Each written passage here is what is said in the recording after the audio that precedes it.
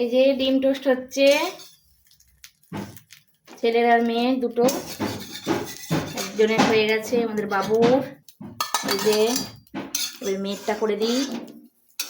বাবু এই নে, তোর হয়ে গেছে। ওখানে ওই যে শাঁখ বাজাচ্ছে বাবু, দিয়ে যেতে হবে আবার। না আমি তো করছি বাবু। এই যে মেয়েরটা করে দিই। তোমরা কেমন করে ডিম টোস্ট করো বলবে।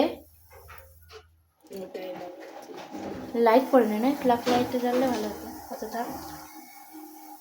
এই যে একটু অন্ধকার অন্ধকার মানিয়ে নিও। এই পাউরুটিতে কে কে ডিম টোস্ট খাও বলবে, কারণ এরকম পাউরুটিতে অনেকটা মোটা এই পাউরুটিটা, সেই জন্য ভালো, মানে ওদের পেট ভরবে।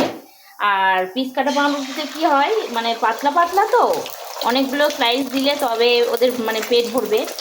অন্তত 4টে তো দিতে হবে, নইলে তো আর পেট ভরবে না। না একটু বড় করতাম। ডিমটা কত বড় করবো? তোমরা কি এরকম করে ডিম ভাজা করো জানিও। এই যে বড় করে করে দিতে হবে, এরকম করে করে, তবে বড় হবে। তোমরা এরকম করে ডিম ভাজা করো? কমেন্টে কিন্তু জানাবে। এই যে দেখো বড় করে দিয়েছি, এবারে পাউরুটিটা দিয়ে দেবো। তোমরা এমন করে কি ডিম টোস্ট করো? আমি করছি এরকম করে, দেখে নাও। এই যে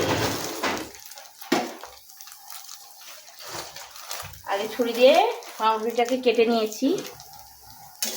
এই যে মেয়েরও হয়ে গেল। বাবু নিয়ে যা। কে কে খাবে চলে এসো ডিম টোস্ট।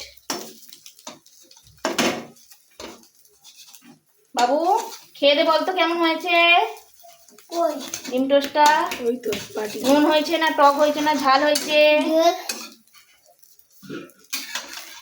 একটু উল্টিয়ে দেবো, কারণ ওপরটা ভাজা হয়ে যাবে, একটু ক্রিসপি মতো কুরকুরে ভাব হবে, ভালো খেতে লাগবে। দুটো খাবিনি মানে কি? এটা তো একটাই রুটি দুটো করেছি, দেখছো? এই যে দুটো পিস দিয়ে আছে, দুটো পিস খাবে না, একটা খাবে। পেট কতখানিকটা সেটা তো দেখতে হবে না। এই যে হয়ে গেছে, চলো মেয়ে আরে খেয়ে নিক। এ বাবু খেয়ে দে, রিভিউ দিবি তো কেমন